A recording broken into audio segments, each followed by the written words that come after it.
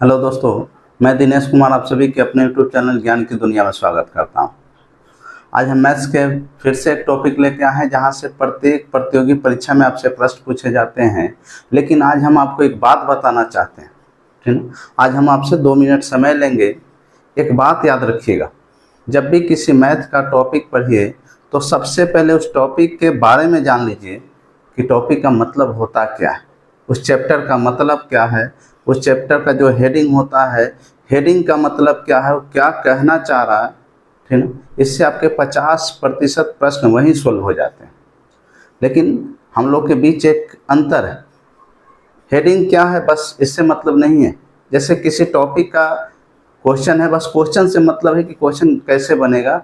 लेकिन हम आपसे निवेदन करते हैं कि क्वेश्चन पे कम फोकस कीजिए, पहले उस हेडिंग के बारे में सोचिए कि वो हेडिंग के बारे में जानिए कि वो कहना क्या चाह रहा है, उसका मतलब क्या होता है। अगर मतलब समझ जाइएगा तो आधे से ज़्यादा प्रश्न आपको सिर्फ मतलब से पता चले।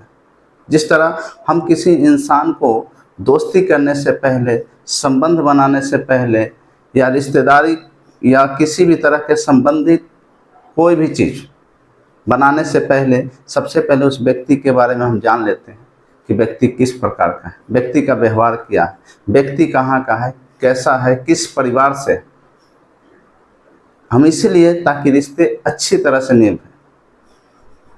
सेम कंडीशन मैथ का होता है, सेम कंडीशन मैथ का होता है। अगर आप क्वेश्चन को समझ लें, उस चैप्टर को समझ लें कि क्या है, इसमें क्या होता है, तो आधे से ज़्यादा प्रश्न आपके सोल्व हो जाएंगे।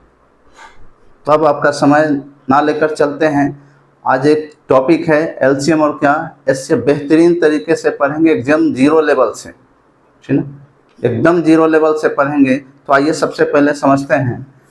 जैसे कि हमने बताया कि सबसे पहले किसी भी चैप्टर को समझने का कोशिश कीजिए कि चैप्टर का मतलब क्या है, इसका मतलब क्या होता है।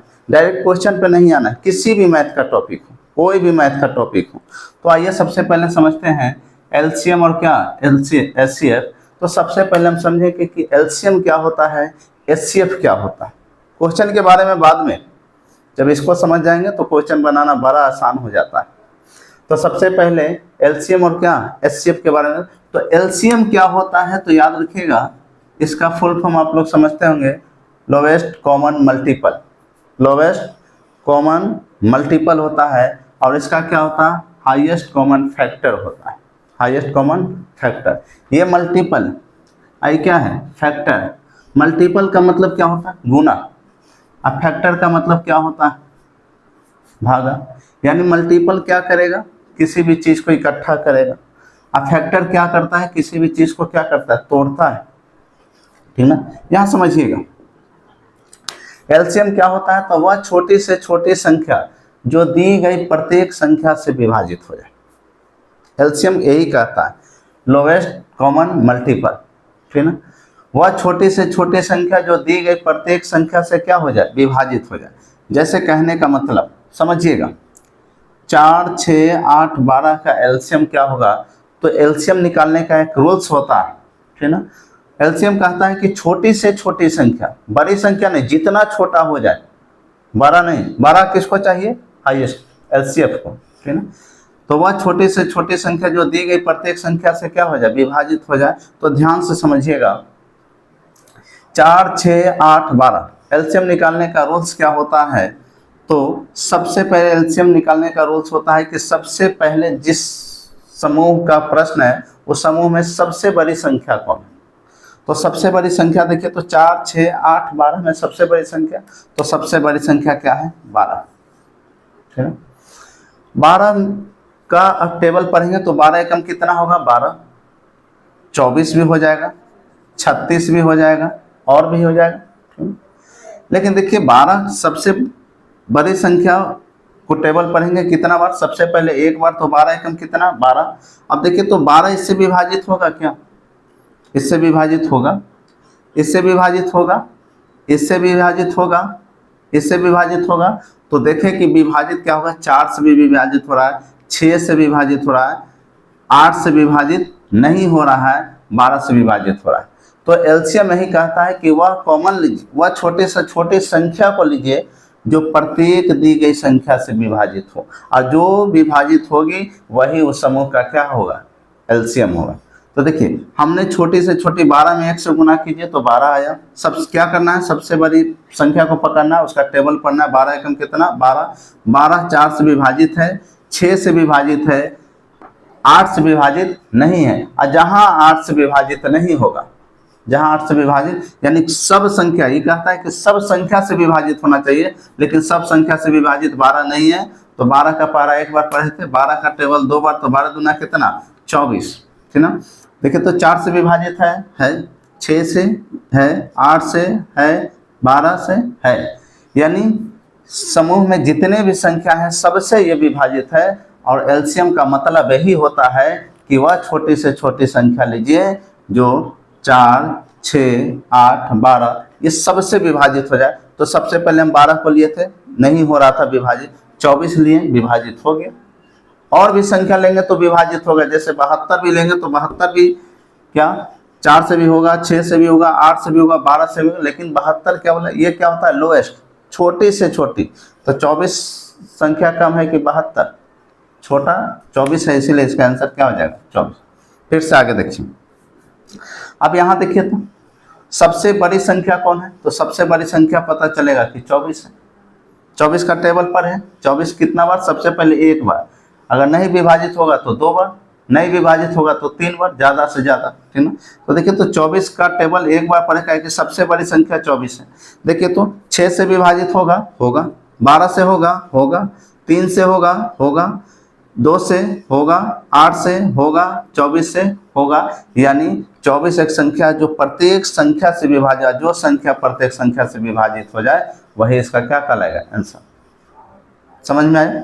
यानी कहने का मतलब कि सबसे बड़ी संख्या को पकड़ेंगे, सबसे बड़ी संख्या को पकड़ के टेबल गिनेंगे। 24 एकम कितना, 24 सबसे विभाजित हो गया, इसीलिए 24। देखिए 12 का टेबल यहाँ एक बार पढ़े थे, 12 4 से विभाजित था, 6 से था, 8 से नहीं था, इसलिए 12 एलसीएम नहीं हुआ। तो 12 का टेबल कितना बार, 2 बार। 24 देखिए, 24 सबसे विभाजित हो गया, इसीलिए इसका एलसीएम क्या हो जाएगा, 24। अब इसको देखिए, अब यहाँ देखिए तो सबसे बड़ी संख्या कौन, 48, ठीक। तो 48 अगर सबसे बड़ी संख्या है, अब 48 का टेबल एक बार पढ़ेंगे तो 8 से विभाजित होगा, 16 से होगा, 32 से 48 विभाजित नहीं होगा, इसीलिए इसका एलसीएम नहीं। एलसीएम कहता है कि सबसे विभाजित होना चाहिए, सबसे विभाजित। तो 48 का टेबल कितना बार, एक बार, अब कितना बार, 2 बार। तो 48 दूना कितना, 96। देखिए तो 8 से होगा, 16 से इससे भी विभाजित होगा, 32 से इससे भी विभाजित होगा, 48 से इससे भी विभाजित होगा। इसका मतलब है कि समूह का एलसीएम कितना हो जाएगा, 96। अब आगे एक प्रश्न दिया गया है, इसको आपको बनाना है। 16, 32, 48, 8, 6, 2, 3 का क्या निकालना है, एलसीएम निकालना है।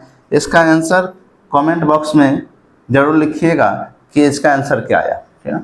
उम्मीद है एलसीएम समझ में आएगा कि एलसीएम किस तरह से निकाला जाए, ठीक ना। सबसे पहले बड़ी संख्या को पकड़ना है, फिर बड़ा संख्या का टेबल पढ़ना है। एक बार में अगर हो गया तो ठीक, नहीं हुआ तो क्या 2 से, ठीक ना।